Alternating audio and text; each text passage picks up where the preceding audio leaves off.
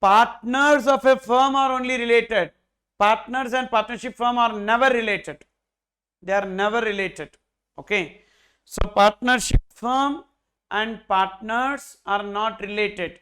So the second point, explanation to section 15, talks about the relationship. So related parties, who are treated as related parties, in that second point is given, they are legally recognized partners of a firm. So nowhere it is given that partners and firm are related. Okay.